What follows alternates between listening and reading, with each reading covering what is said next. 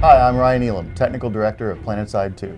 And I'm Tramel Isaac, Senior Art Director for PlanetSide 2. And we're here today to talk about ForgeLight. So ForgeLight is the name that we've given to our core engine. It's our set of tools for the designers and artists, to the client and the renderer, to the server behind the game. So PlanetSide 2 had a single vision, and that's big, massive battles.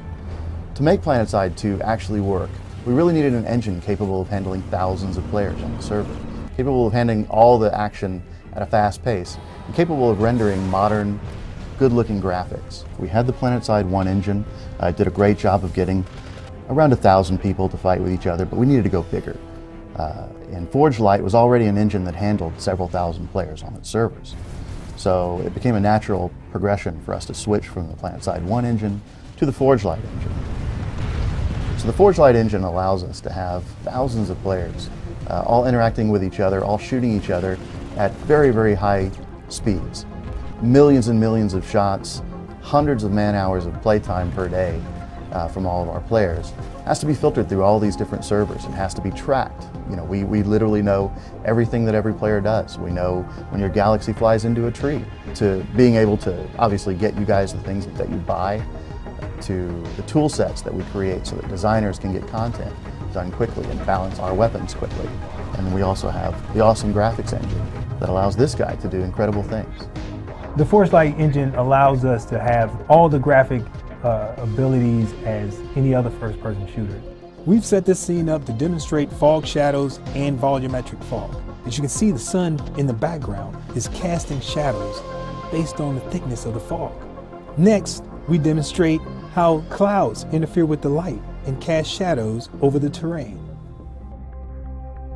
Here's an example of our advanced shader network and all the different layers that complete the look of this character. Take notice of the reflection of the world in the character's shoulder pad. All the details in the leather, the different types of materials that make up this character. ForgeLight allows us to create very realistic looking material.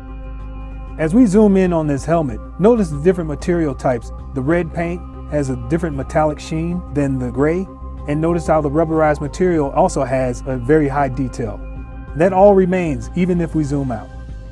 Here's a time-lapse video of the day-night cycle within the ForgeLight engine. Notice how the sun and the moon move across the sky as time passes. Here we have dynamic reflective cube maps. The moon is the only light in the scene, yet the nebula and the satellites also reflect off the first-person weapon. I've tossed a smoke grenade in the scene to demonstrate how particles are lit in ForgeLight. As I walk through the trees, you can see how the sun shines through the back of the leaves. Also demonstrated here are lens effects that mimic dust on the camera lens.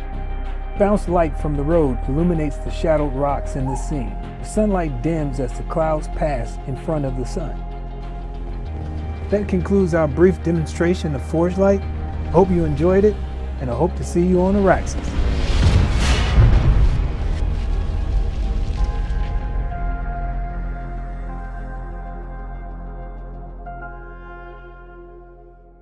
Sony.